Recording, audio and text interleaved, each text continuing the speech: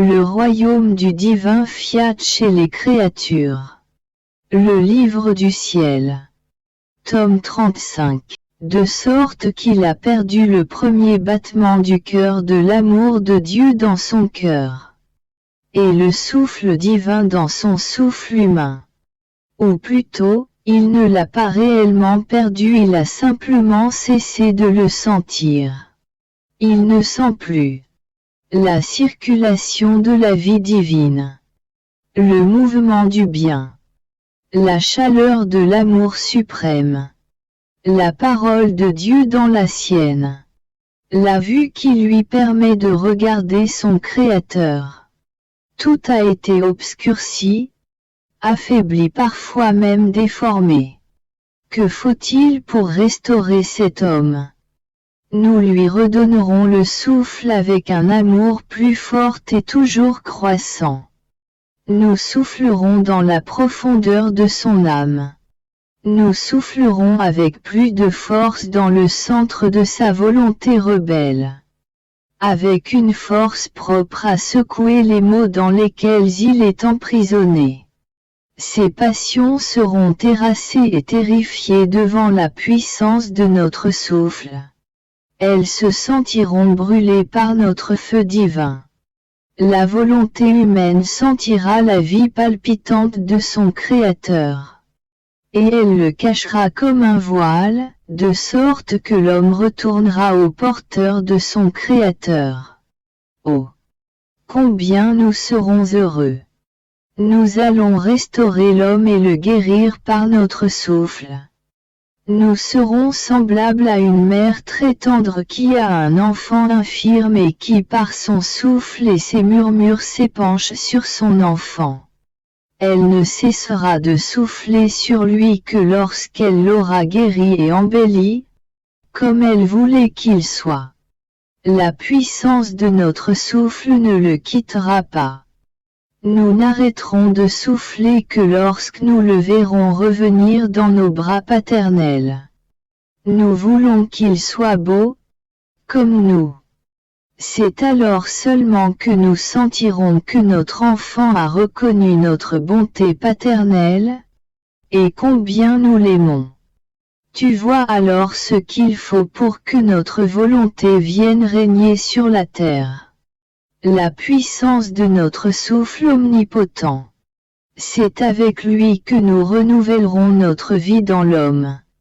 Toutes les vérités que je t'ai manifestées, les grands prodiges de la vie dans ma volonté, seront les plus belles et les plus grandes propriétés que je lui donnerai en cadeau. Cela aussi est un signe certain que son règne viendra sur la terre parce que lorsque je parle, je commence par accomplir des faits. Et c'est ensuite que je parle. Ma parole est la confirmation de ce don et des prodiges que je veux accomplir. Pourquoi dévoiler mes propriétés divines et les faire connaître si son royaume ne devait pas venir sur la terre? Maintenant, je reviens sur le sujet du 18 décembre, à propos des actes accomplis dans le vouloir divin et de quelle façon ils se changent en vie. Je me disais alors, dans l'ordre divin, qu'adviendra-t-il de toutes les bonnes œuvres qui ne sont pas sorties du divin vouloir et par conséquent ne peuvent pas avoir la vie, puisqu'il leur manque la semence de cette vie. Et mon doux Jésus, toujours aimable, me dit: ma fille, il n'est pas surprenant que chaque acte de la créature, même un petit « je t'aime », accompli dans ma volonté et possédant par nature sa vie créatrice, atteigne sa maturité dans le centre de sa vie divine. Ces actes acquièrent naturellement à nouveau la vie. Tout ce qui est fait dans ma volonté est régénéré dans notre amour éternel, et acquiert la longue génération de nombreuses vies divines qui nous appartiennent exclusivement. Les bonnes œuvres qui ne sont pas accomplies dans notre volonté peuvent être comme de beaux ornements à l'intérieur de nos œuvres créatrices. Certaines peuvent être plus belles que d'autres, mais elles n'ont jamais la vie. Même dans l'ordre de la création, il y a des vies et il y a des ornements. Les fleurs ne sont pas des vies, et elles forment un magnifique ornement à la terre bien qu'ils ne soient pas permanents.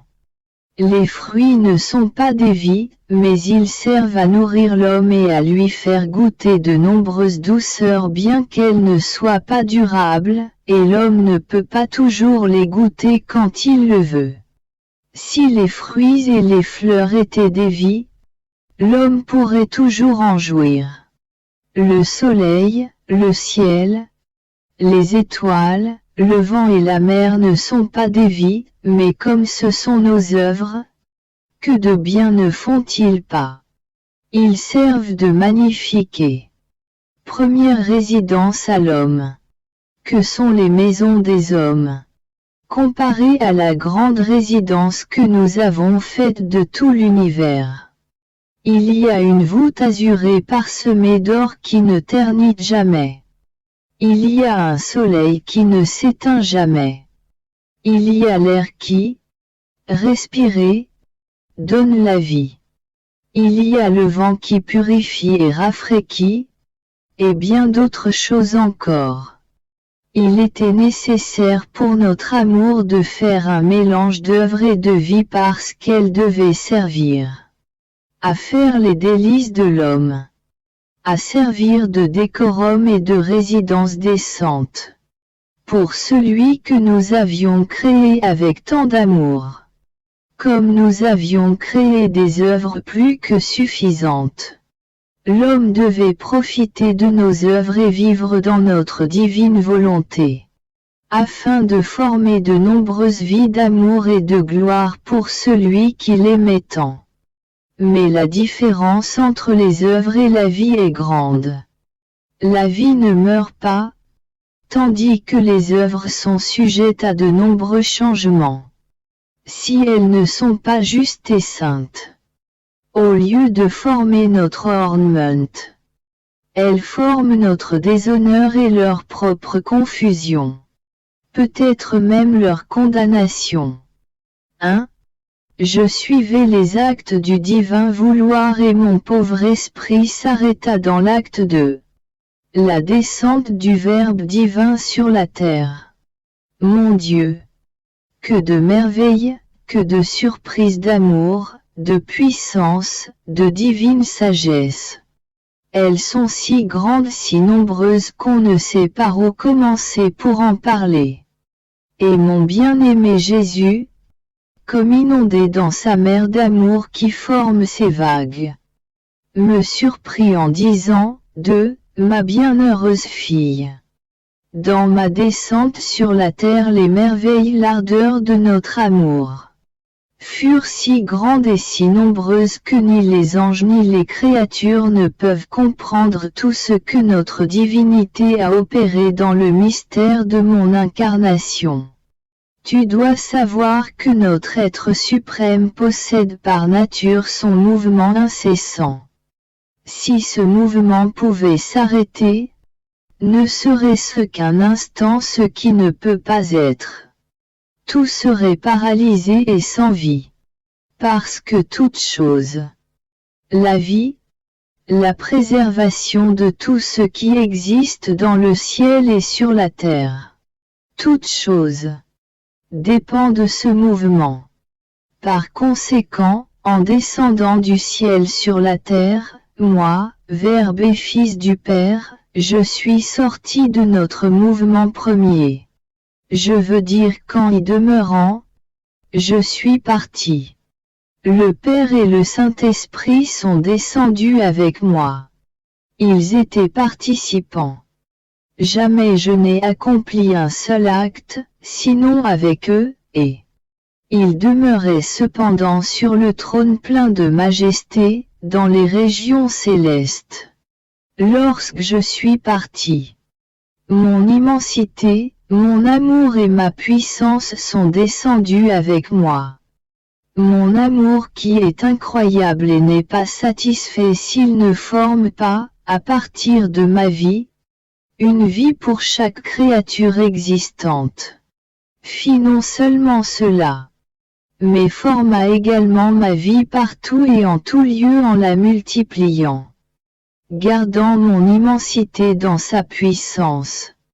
Mon amour l'a rempli d'un grand nombre de mes vies, afin que chacun puisse avoir pour soi une vie venant de moi, et que la divinité puisse recevoir la gloire et l'honneur d'une vie divine.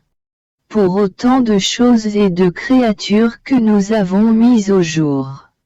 Ah! Notre amour nous payait de retour pour l'œuvre de création. Et en formant un grand nombre de nos vies, nous étions non seulement payés de retour, mais cela nous donnait même encore plus que ce que nous avions fait. Notre divinité était sous le charme, il ressentait un doux enchantement, en voyant les tours et les stratagèmes de notre amour, en voyant un si grand nombre de nos vies répandues.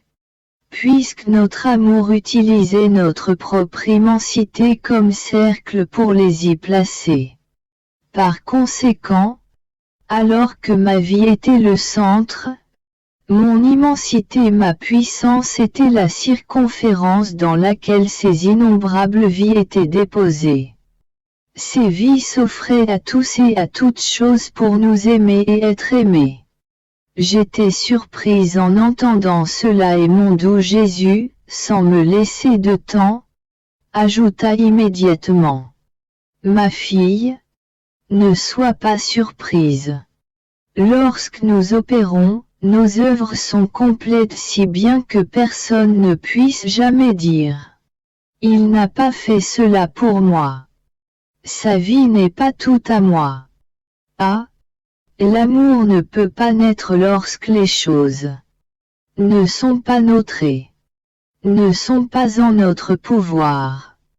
Et n'est-ce pas aussi ce que fait le soleil, cette œuvre créée par nous en devenant lumière pour les yeux au point de les remplir tout entiers de lumière et d'être en même temps lumière pleine et entière pour la main qui travaille, pour le pas qui marche. De cette manière, chacun les choses créées comme les créatures peut dire. Le soleil est à moi. Alors que le centre du soleil est dans les hauteurs de l'atmosphère, sa lumière part et demeure. Avec son cercle de lumière, il investit la terre et devient lumière pour tous. Même pour la petite fleur et le minuscule brin d'herbe. Le soleil n'est pas vie. Il a de la lumière, et c'est de la lumière qu'il donne avec les biens contenus dans cette lumière. Notre divinité est vie, l'auteur est la vie de toutes choses. Par conséquent, en descendant du ciel sur la terre, je devais faire des actes complets et plus que le soleil. Déployer ma vie. La multiplier en de nombreuses vies, afin que le ciel, la terre et toutes choses puissent posséder ma vie. Autrement, cela n'aurait pas été une œuvre digne de notre sagesse et de notre amour infini.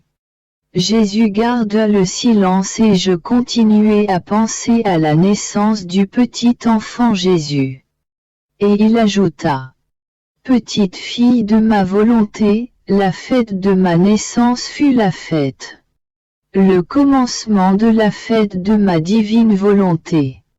Alors que les anges chantaient. Gloire à Dieu au plus haut des cieux. Et paix sur la terre aux hommes de bonne volonté. Tous les anges et toute la création entraient en fête et, en célébrant ma naissance, ils célébraient la fête de ma divine volonté. En fait, avec ma naissance, notre divinité recevait une gloire véritable au plus haut des cieux et les hommes connaîtront la vraie paix lorsqu'ils reconnaîtront ma volonté.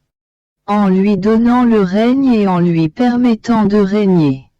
Ce n'est qu'alors qu'ils ressentiront le bien de ma volonté et ils ressentiront la force divine. Alors seulement le ciel et la terre chanteront ensemble. Gloire à Dieu au plus haut des cieux et paix sur la terre aux hommes qui posséderont la divine volonté. Tout sera en abondance dans ces hommes, et ils posséderont la paix véritable. Je continuai à penser à la naissance du petit roi Jésus. Et je lui dis, beau petit enfant, dis-moi, qu'est-ce que tu as fait quand tu as vu la grande ingratitude humaine envers ton grand amour? Et Jésus dit, ma fille, si j'avais tenu compte de l'ingratitude humaine envers mon grand amour, je serais retourné au ciel.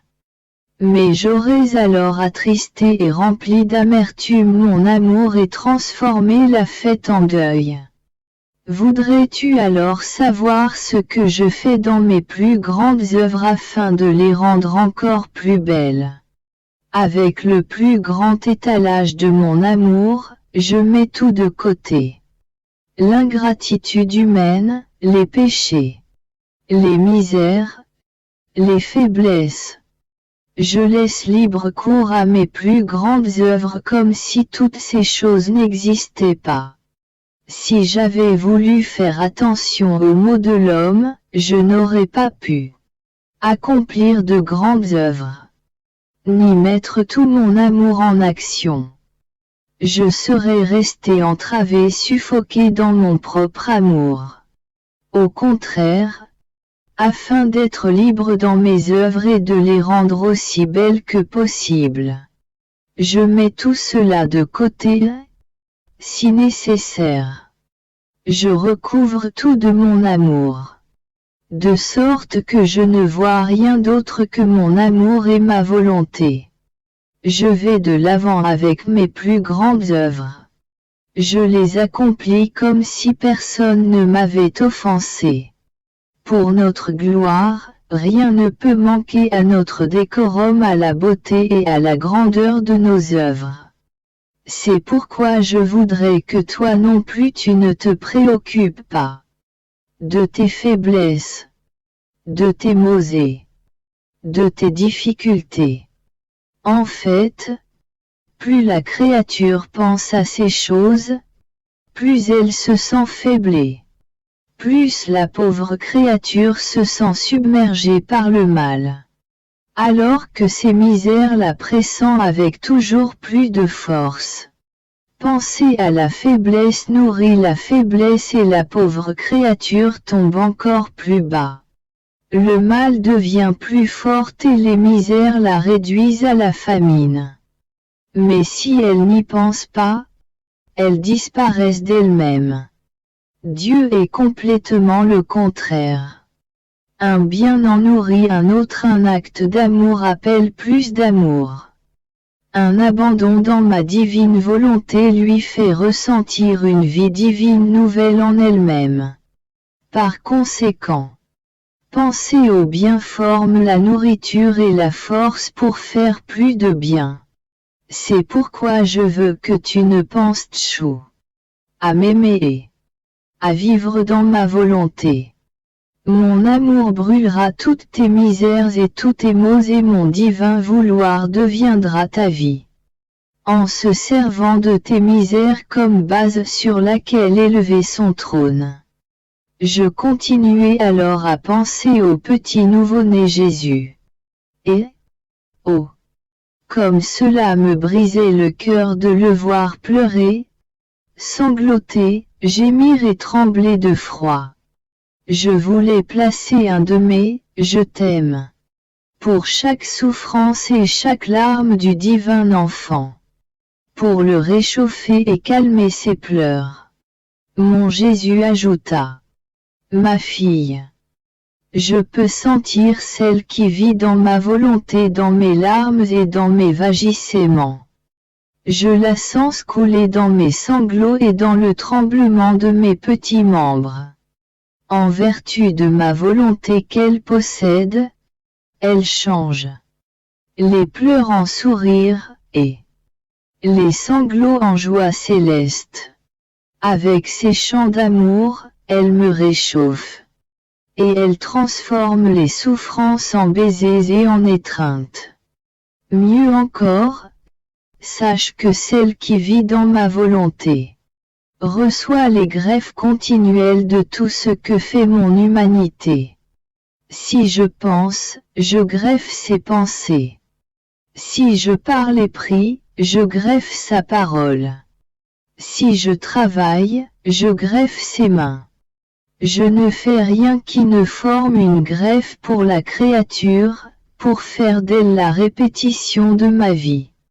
Plus encore, étant donné que ma divine volonté est en elle et que je peux trouver ma puissance, ma sainteté et ma vie même pour faire tout ce que je veux avec elle.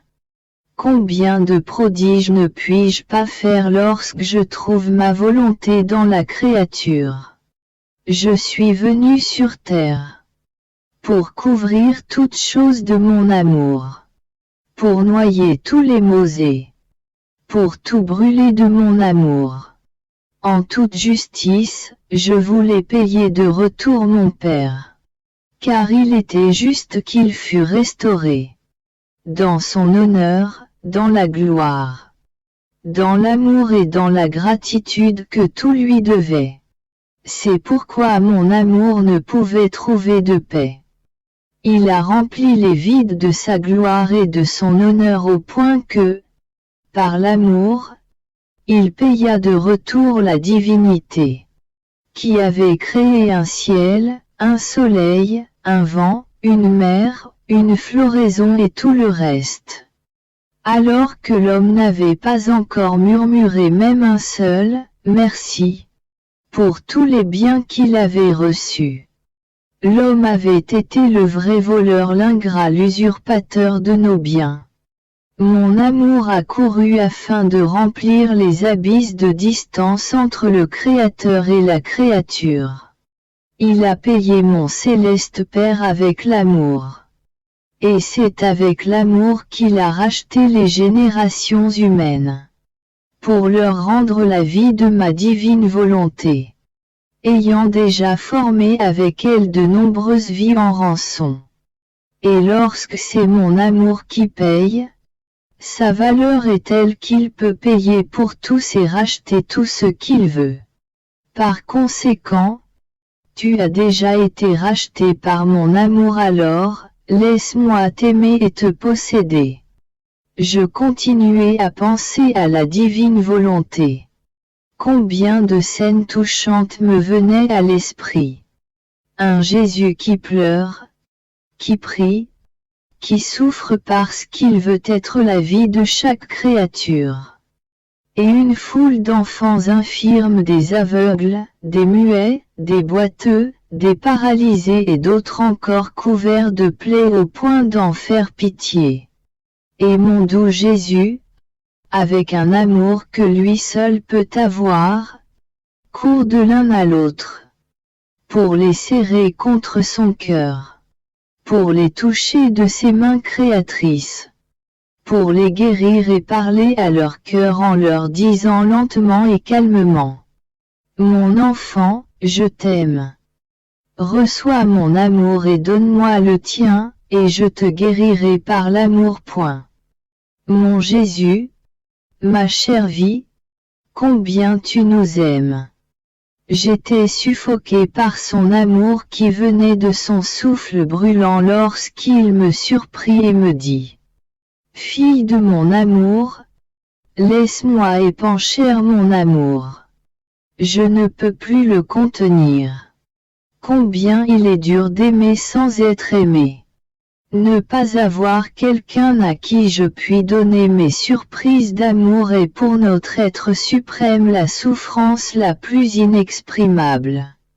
Alors, écoute. Tu dois savoir que je suis venu sur la terre pour sauver mes résidences. L'homme est ma résidence que j'avais formée avec tant d'amour. Ma puissance et l'art créateur de ma sagesse y avaient participé pour la rendre digne de moi.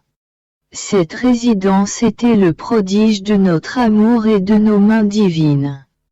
Or, en se retirant de notre volonté, notre résidence s'est effondrée et obscurcie, une résidence pour des ennemis et des voleurs. Quelle souffrance pour nous!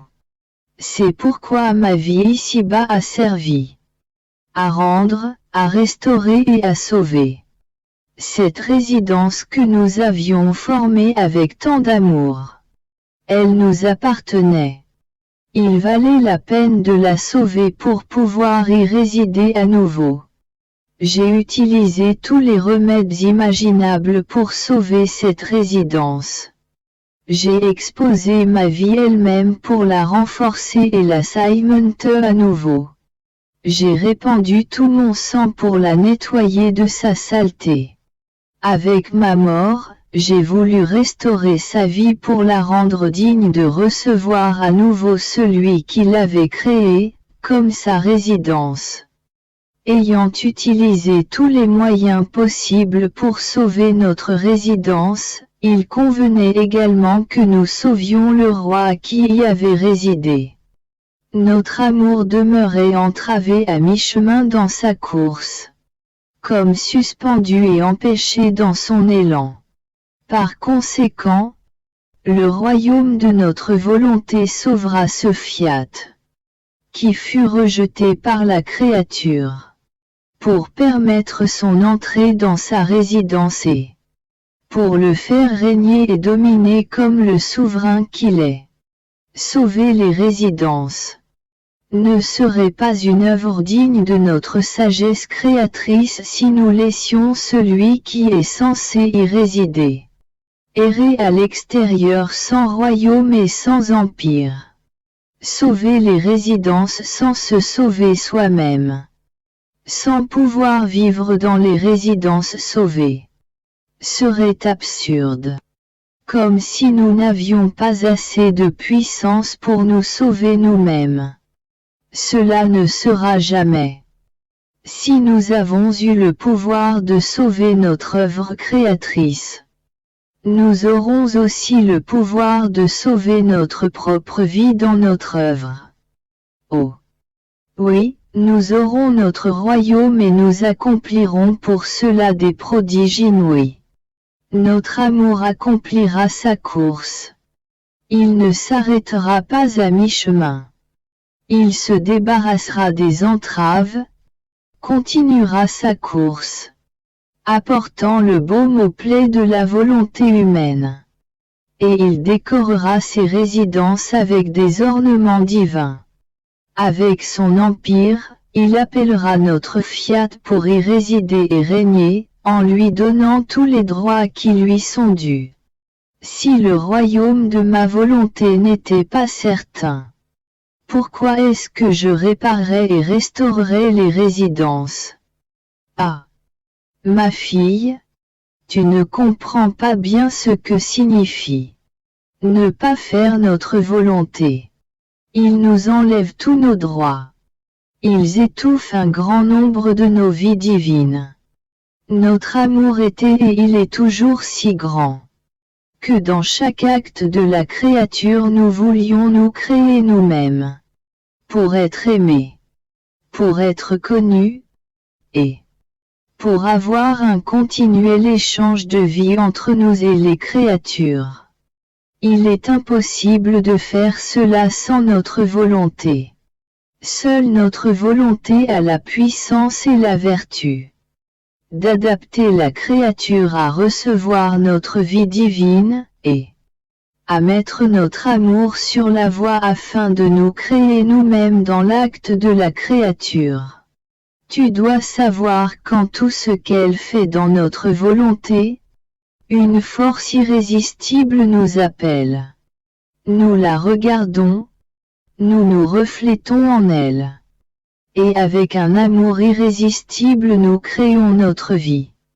Si tu savais ce que signifie créer notre vie. Il y a un si grand déploiement d'amour, que dans notre excès d'amour nous disons « Ah !» La créature nous laisse former notre vie en son acte. Nous ressentons l'égalité avec notre amour, notre sainteté et notre gloire. Et nous attendons avec impatience la répétition continuelle de ces actes dans notre volonté. Pour répéter notre vie. Pour avoir, dans son acte, nous-mêmes qui nous aimons et nous glorifions. Alors seulement, nous remplissons l'étendue véritable de la création. Tous et toutes choses nous servent. Même le plus petit acte de la créature sert à répéter notre vie et à montrer notre amour. Par conséquent, vivre dans notre vouloir sera tout pour nous et tout pour la créature. Je continue mon vol dans le divin vouloir, en me disant vivre dans la divine volonté est presque incroyable. Comment peut-on y vivre? Les misères et les faiblesses que l'on ressent, les rencontres, les circonstances, sont si nombreuses. Même lorsqu'on les éprouve, on dirait que la divine volonté veut tout investir de sa lumière et tout brûler de son amour. Afin que entre sa volonté et la créature il ne reste que l'amour et sa volonté. Point. Je pensais cela lorsque mon doux Jésus qui veille toujours pour voir si quelque chose se passe en moi qui n'est pas selon sa volonté, me dit, ma brave fille, ma jalousie envers celle qui vit dans ma volonté est telle que je ne tolère pas même une pensée, une faiblesse ou quoi que ce soit qui n'ait pas la vie en elle. Tu dois savoir que commencer à vivre dans ma volonté demande une décision de la part de Dieu, et une ferme décision de la part de la créature de vivre en elle. Or, cette décision est animée par une vie nouvelle, une force divine nouvelle, afin de rendre la créature invincible, quels que soient les maux ou les circonstances de la vie. Cette décision n'est pas sujette à des changements car lorsque nous décidons, nous n'avons pas affaire à des enfants qui jouent avec leurs décisions, mais à la créature que nous savons qu'elle va persévérer.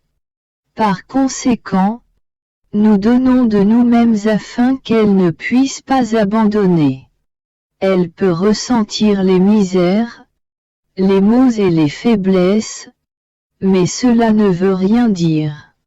Puisque ces choses meurent devant la puissance et la sainteté de ma volonté, elles ressentent la souffrance de la mort et elles s'enfuient. D'autant plus que les misères ne sont pas nées de la volonté humaine. Parce que étant émergée dans ma volonté, elle ne peut vouloir que ce que je veux. Ma volonté utilise même souvent ces misères pour en faire les plus belles conquêtes. Elle répand sur elles sa vie, pour former son royaume, pour imposer son empire, pour convertir les faiblesses en victoires et en triomphes. Pour celle qui vit dans ma volonté, toutes choses doivent servir à l'expression de l'amour le plus beau que la créature donne à celui qui forme sa vie. Un peu comme une pierre, une brique et même de la ferraille peut servir celui qui veut se construire une belle maison. Tu dois savoir qu'avant qu'elle entre dans notre volonté, nous glorifions tout.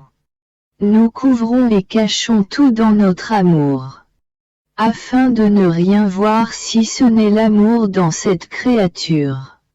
Une fois que notre amour a tout caché, même les misères, elle prend sa place dans notre volonté.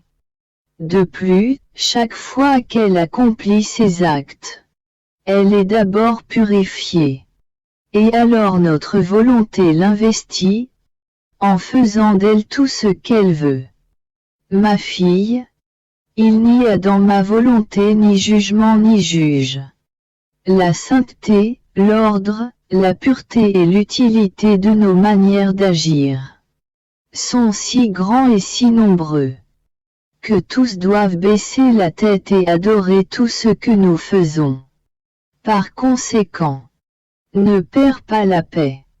Ne pense pas aux misères et aux circonstances. Laisse-les à la merci de ma volonté afin que je puisse en faire les prodiges de son amour. 4. Ensuite il ajouta. Ma fille, tout ce que la créature fait dans ma divine volonté est premièrement formé au ciel, dans le jour éternel qui ne connaît pas la nuit. La cour céleste tout entière sait déjà qu'une créature de la terre a pris refuge dans la patrie céleste qui est déjà la sienne, mais pour y quoi faire? Pour entrer dans le centre du fiat et appeler sa puissance et sa vertu créatrice afin de lui donner l'occasion d'opérer dans son acte. Oh! Avec quel amour elle est accueillie! Non seulement par le divin vouloir, mais aussi par la très très sainte Trinité. Ils la mettent en harmonie avec eux-mêmes. Ils embaument son acte et soufflent en lui leur puissance créatrice, pour en faire de grandes merveilles, pour donner au ciel tout entier tant de joie et de bonheur que dans toutes les régions célestes résonnent des voix harmonieuses. Merci, merci.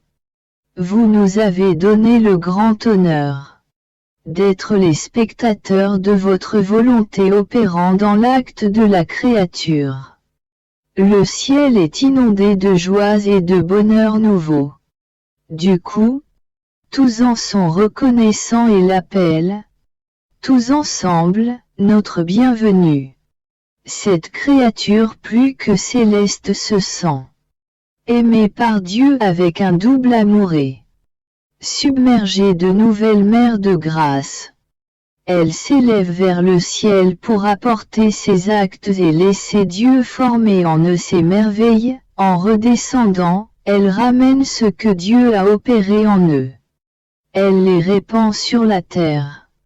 Elle en investit la création tout entière pour que tous puissent recevoir la gloire et la joie des merveilles que le divin fiat a opérées dans ses actes. La créature ne pourrait pas nous rendre un hommage plus grand, nous donner un amour et une gloire plus sublimes, qu'en nous laissant faire ce que nous voulons dans ses actes. Nous pouvons créer des choses magnifiques, sans que qui que ce soit ne nous le demande. C'est ce que nous avons fait avec la création. Mais, à l'époque, il n'y avait personne qui puisse nous prêter un soupir, un refuge où poser nos merveilleuses créations.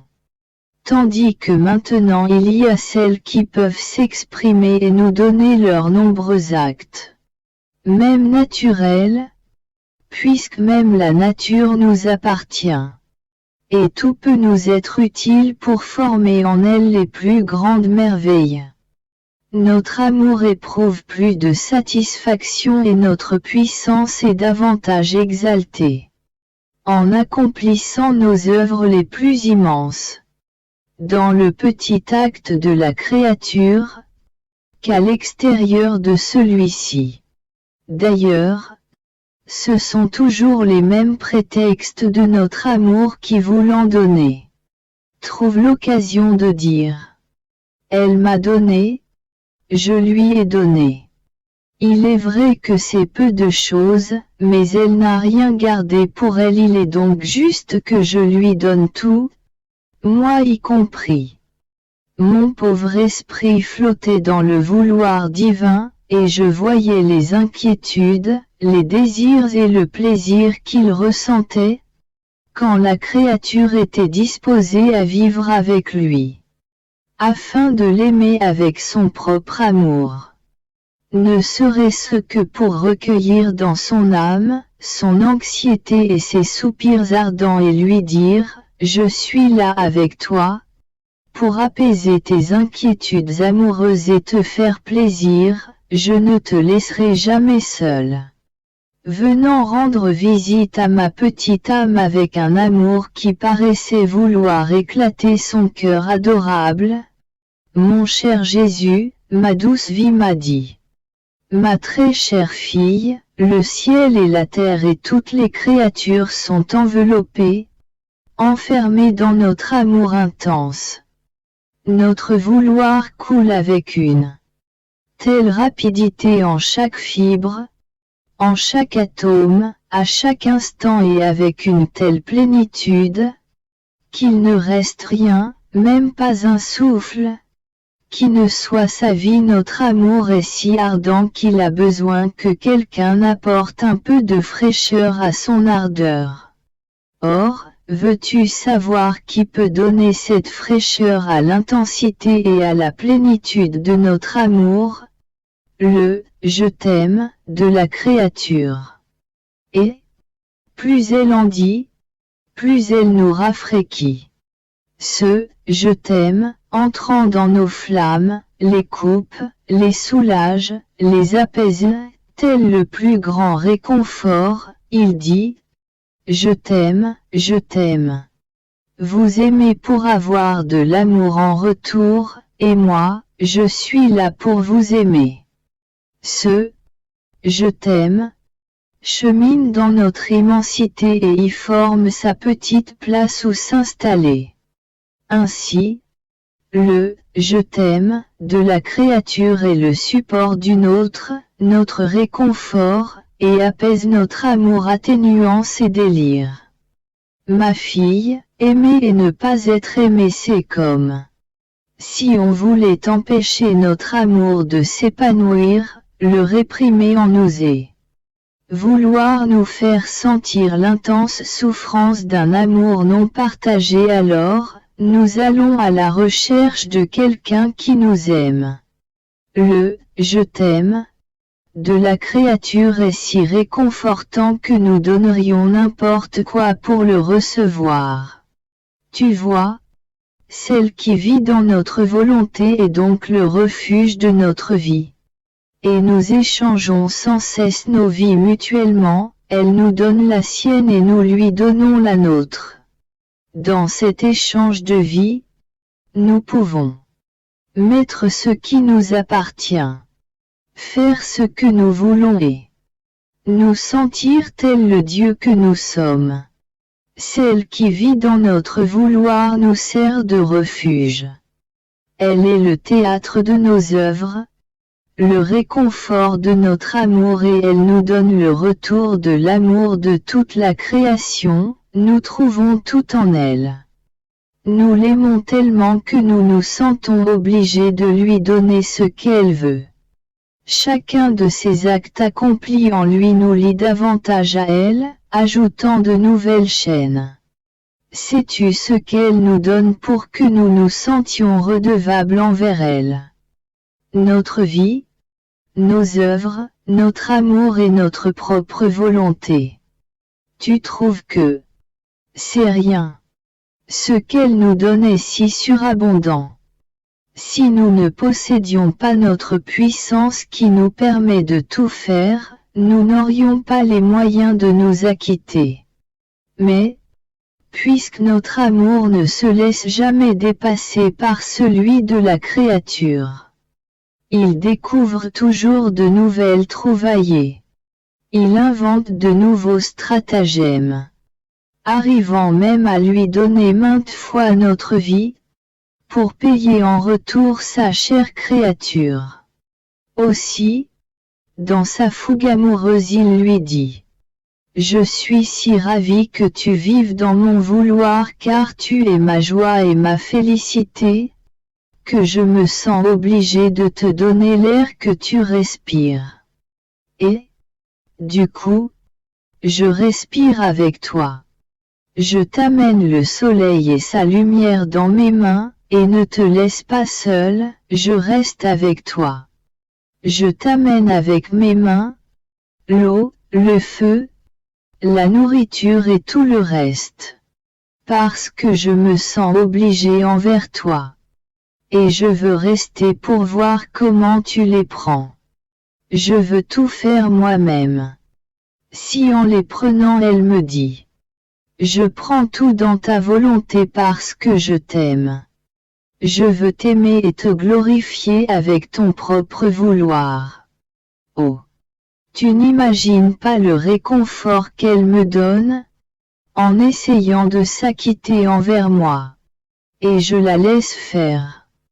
Mais ensuite, je reviens avec mes surprises amoureuses.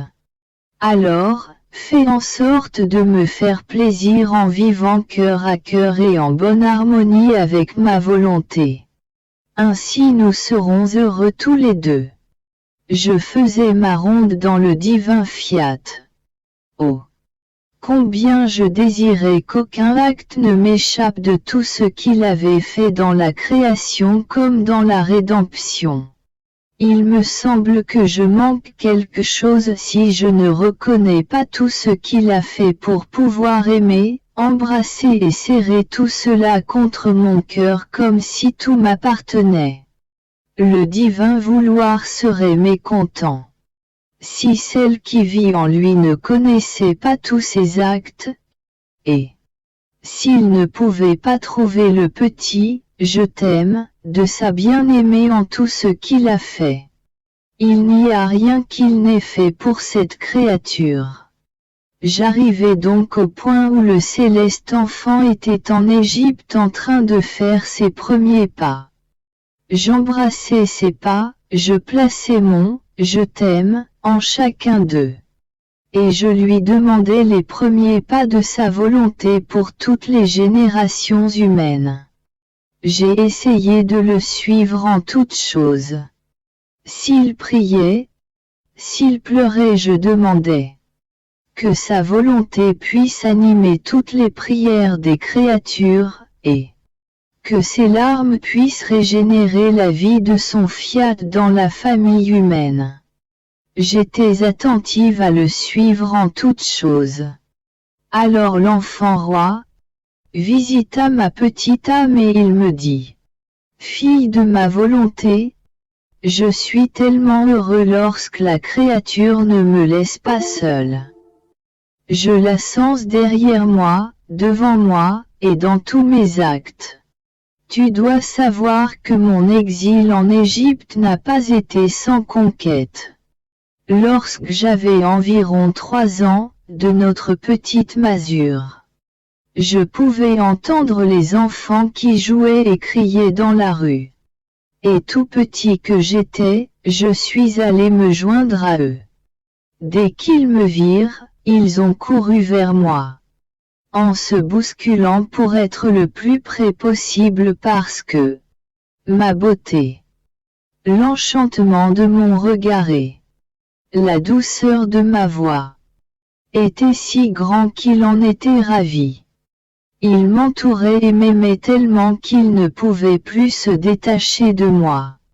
J'aimais moi aussi ces enfants et je leur ai fait mon premier petit sermon en l'adaptant à leur petite capacité. Car lorsque l'amour est vrai, il essaie non seulement de se faire connaître, mais également de donner tout ce qui peut rendre heureux dans le temps et dans l'éternité. D'autant plus que, possédant l'innocence, il pouvait facilement me comprendre. Et veux-tu savoir sur quoi portait mon sermon? Je leur ai dit. Mes enfants, écoutez-moi. Je vous aime beaucoup et je veux vous faire connaître votre origine. Regardez le ciel. Vous avez là-haut un Père céleste. Il vous aime beaucoup. Il ne s'est pas contenté d'être seulement votre Père du ciel. De vous guider, de créer pour vous un soleil, une mer, une terre et des fleurs pour vous rendre heureux, vous aimant d'un amour exubérant. Il voulait descendre dans votre cœur pour former sa résidence royale dans les profondeurs de votre âme, en se faisant le doux prisonnier de chacun de vous. Mais, pour faire quoi? Pour donner vie à votre cœur, votre souffle et votre mouvement. Ainsi, lorsque vous marchez, il marche dans vos pas. Il bouge avec vos petites mains. Il parle avec votre voix. Il vous aime beaucoup et lorsque vous marchez ou bougez, il vous embrasse. Il vous serre dans ses bras et vous porte en triomphe comme ses propres et chers enfants. Combien de baisers et d'étreintes cachées notre céleste Père ne vous donne-t-il pas? Mais, puisque par manque d'attention vous n'avez pas laissé votre baiser rencontrer son baiser, et vos étreintes rencontrer son embrassement paternel. Il était dans la douleur de voir que ses enfants ne l'embrassaient pas. Mes chers enfants, savez-vous ce que ce céleste Père veut de vous? Il veut être reconnu en vous et avoir sa propre place dans le centre de votre âme. Il vous donne toutes choses. Il n'est rien qu'il ne vous donne pas. Il veut votre amour en tout ce que vous faites. Aimez-le.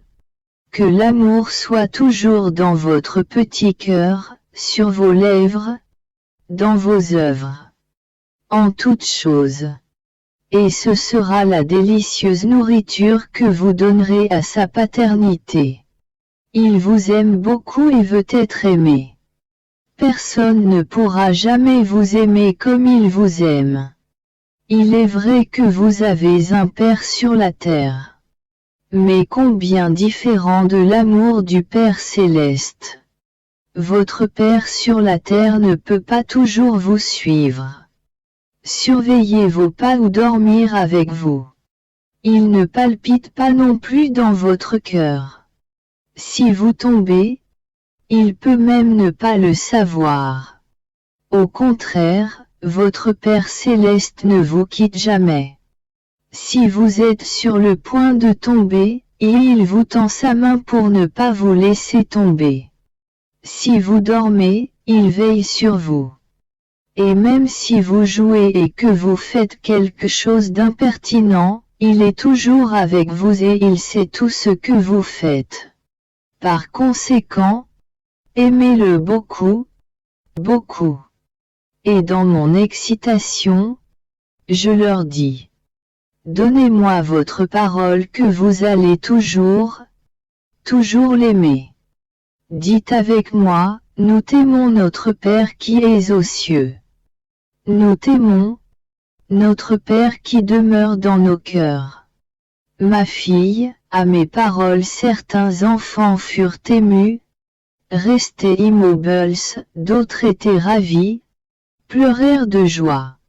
Certains se sont serrés contre moi et ils ne voulaient plus me laisser partir. Je leur ai fait sentir la vie palpitante de mon Père céleste dans leur petit cœur.